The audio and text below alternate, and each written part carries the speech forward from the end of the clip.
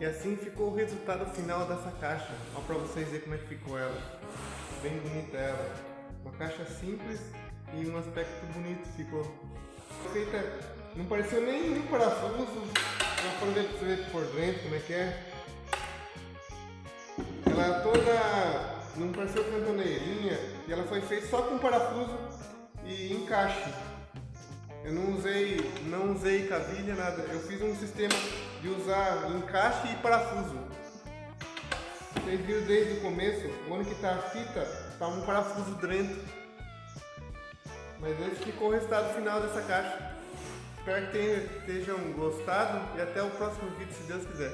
Tudo bem? Muito obrigado.